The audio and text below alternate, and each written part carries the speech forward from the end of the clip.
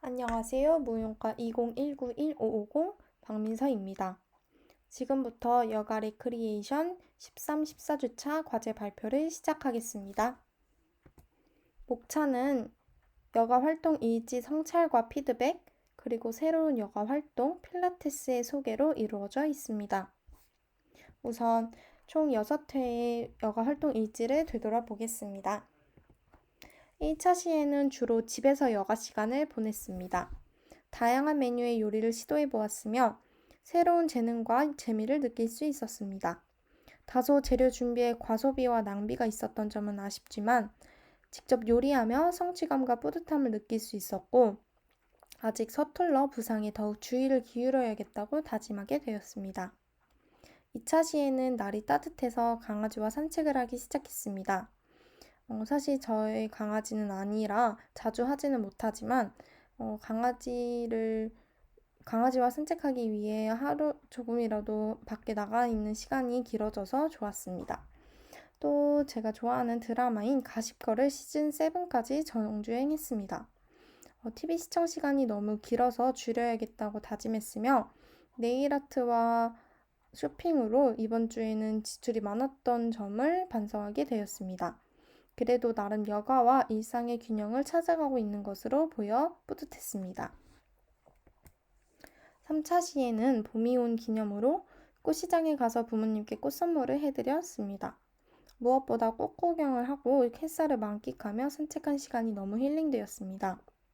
나아가 식물 가꾸는 일에도 흥미를 느끼게 되었으며 저번 주에는 TV 시청 시간이 길었어서 독서를 열심히 해보았습니다. 또 예술 전공자인 만큼 영감을 얻기 위해 빛에 관련된 전시회인 팀랩에도 다녀왔습니다. 다음 4차 시입니다. 평소 환경보호를 위해 텀블러를 사용하는데 스타벅스에서 좋은 에코 이벤트를 한다고 해서 참여해 보았습니다. 또 카페에 간 김에 과제도 하고 넷플릭스를 보면서 여가 시간을 보내보았습니다. 이번에 새롭게 스페인어를 배우기 시작했습니다. 공부가 여가일까 하는 의문이 들었지만 자기 개발을 위한 학습 시간은 충분히 그만큼의 가치가 있다는 생각을 하게 되었던 주입니다. 달을 보는 취미가 있어서 밤 산책을 할 때면 달 사진을 찍곤 하는데 이쁘게 핀 벚꽃과 달이 너무 힐링되었던 시간입니다. 5차 시에는 저번에 샀던 식물이 금방 시들어버려서 다시 꽃시장에 찾아갔습니다. 그 원인을 묻고 새로운 지식을 얻고 오게 되었습니다. 식물 기르는 매력을 점점 더 느껴가는 것 같고 앞으로도 꾸준히 식물을 길러볼 생각입니다. 처음으로 베이킹을 해보았습니다. 아직 처음이라 마들렌을 구울 때 지인분의 도움을 많이 받았지만 빵에 대한 애정을 더욱 키울 수 있었던 여가 활동이었고 새롭게 재밌는 드라마를 찾아서 하루 만에 다 정주행을 했습니다. 이번에도 너무 오래 TV 시청에 시간을 보낸 것 같아 반성하게 되었습니다. 마지막으로 6차 시입니다. 저번에 베이킹을 해본 이후로 꾸준히 찾아가서 배우고 있으며 스콘을 만들어 본 건 2번째라 아직 부족하지만 나중에 나만의 베이킹 룸까지 갖고 있는 게 저의 하나의 꿈이 되었습니다. 또 평소 홈트를 하다 보니 산책을 자주 안 나간다는 것을 깨달았고 날이 좋아진 만큼 앞으로는 강아지와도 더 활동적인 운동을 해봐야겠다고 다짐했습니다. 평소 네일아트로 스트레스를 풀곤 하는데 직접 디자인을 만들어서 받았더니 훨씬 애정가고 만족스러웠습니다. 나중에는 셀프 네일에도 도전해볼 생각입니다. 이렇게 총 6회의 여가 활동 일지를 되돌아보면서 느낀 점과 성찰한 점에 대해 말씀드리겠습니다. 우선 여가 활동 일지를 되돌아보면서 한 가지 여가 활동을 꾸준하게 하지 못한 것이 아쉬웠습니다. 그리고 생각보다 활동적인 여가가 별로 없다는 것을 깨닫게 되었습니다. 여가에 대해 인식하면서 생활 패턴도 바뀌었고 가장 큰 변화로는 하루를 조급하고 빽빽하게 살아야 뿌듯함을 느끼던 습관을 버리게 된 것입니다. 앞으로도 일상과 여가의 균형을 잘 조절하는 생활을 하기 위해 더욱 신경 쓰고 노력해야겠다는 다짐을 했고 그에 따라 우선적으로 아침에 일어나서 산책을 나가는 습관을 기르려고 노력 중입니다. 더불어 홈트레이닝만 하다 보니까 너무 지루하기도 하고 의지도 줄어든 것 같아서 새로운 운동을 하기 시작했습니다. 바로 필라테스인데요.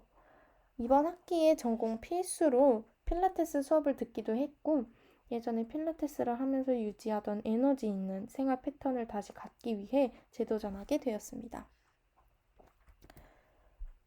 운이 좋게 집 앞에 새로 필라테스 센터가 생겨서 저번 주부터 꾸준히 수업을 받고 있으며, 학교 수업에서는 맨몸 필라테스를 했는데 센터에서 기구로 하는 게 훨씬 효과적이라는 느낌을 받았습니다.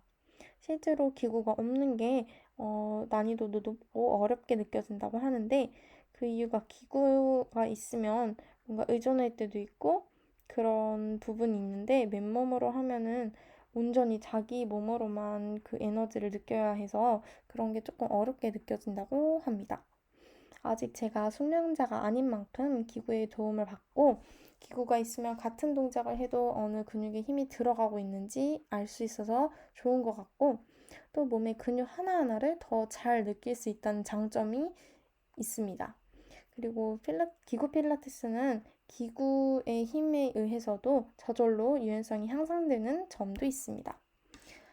필라테스에 대해 소개를 하자면, 독일인 요제프 필라테스가 포로들의 건강을 위해 다양한 운동법을 고안하던 중 개발된 운동이며, 이는 자세 교정과 부상, 재활과 체력 단련 등에 효과적입니다. 다음으로 필라테스의 특징과 효과에 대해 말씀드리겠습니다. 필라테스는 반복된 동작을 하여 연속적으로 근육을 운동시키면서 통증 없이 근육을 강화해 줍니다. 특히 아랫배와 엉덩이 부분을 파워하우스라고 부르며, 이 부분과 코어를 단련하는 데 매우 좋습니다. 또 동작마다 고유의 호흡 패턴이 있어서 이를 따라야 운동 효과를 극대화할 수 있습니다. 저도 처음에는 호흡을 하면서 동작을 하는 게 어색하고 그것까지 신경을 쓰기가 어려웠는데, 이게 뭔가 습관이 되고 나니까 같은 동작을 해도 호흡을 하느냐 안 하느냐에 따라 그 차이가 크다는 것을 요즘에는 느끼고 있습니다. 다음으로 필라테스의 효과에 대해 말씀드리겠습니다. 필라테스는 전신 운동을 통하여 몸의 균형과 힘, 유연성이 증가되는데, 자세의 균형이 잡히고 관절과 척추가 강화되며, 따라서 일상생활에서 바르고 안정된 자세를 갖게 됩니다. 심폐 능력과 순환 기능력이 강화되는 효과도 있고, 스트레스 감소와 긴장 해소에도 도움이 되며 신경과 근육이 조화를 이루어 민첩성이 향상됩니다. 더불어 한간의 인식과 달리 자세를 유지하고 버티는 운동이랑 몸 중심 부인 코어가 부족한 사람들에게는 상당한 운동 강도를 보이며, 바른 방법으로 수련할 경우에는 굽은 어깨나 등 허리, 거북목 등을 교정하는 데도 큰 도움이 되어 남성에게도 좋다고 합니다. 다음으로 필라테스의 종류에 대해 소개하겠습니다. 필라테스는 크게 맨몸, 소도구, 기구 이렇게 나뉘고, 맨몸 필라테스는 요가 매트만 준비하면 됩니다. 그럼 기구의 종류에 대해 설명하겠습니다. 스프링보드, 우선 왼쪽에 스프링보드, 리포머, 체어, 캐딜락, 월유닛, 바렐 등이 있으며, 오른쪽에 소도구는 폼롤러, 필라테스 링, 짐볼, 고수, 보수볼, 밴드 등이 있습니다. 지금의 사진에서 볼 수 있듯이 필라테스는 연예인들도 몸매 관리와 재활 치료를 위해 많이 찾고 있으며, 다양한 사람들이 여가 활동으로 꾸준히 사랑받고 있습니다. 마지막으로 필라테스를 여가 활동으로 추천한 이유와 저의 다짐을 말씀드리겠습니다.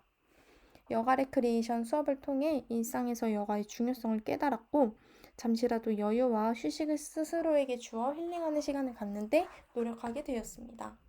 집에서 홈트를 하고 수업도 온라인으로만 하다 보니 예전과 다르게 집에 머무는 시간이 많아졌으며, 자연스럽게 성격도 내향적이고 뭔가 소통의 창구도 좁아진다는 느낌을 받았습니다.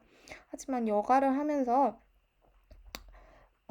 저의 소통하는 그런 창구도 많이 열린 것 같고, 저와의 대화를 하는 시간도 늘어난 것 같고, 삶의 여유를 찾게 되는 방법도 얻을 수 있었습니다. 그에 따라 새롭게 필라테스라는 운동도 시작하게 되었고, 이를 기반으로 앞으로도 점점 더 활동적인 여가를 넓혀나갈 생각입니다. 사실 필라테스뿐 아니라 저번 과제에서 소개했던 테니스나 배드민턴, 스쿼시 등의 운동도 도전하고 있고, 저의 일상이 바뀌니 제 주변인들도 그 영향을 받아 에너지 있게 변화함을 느낄 수 있었습니다.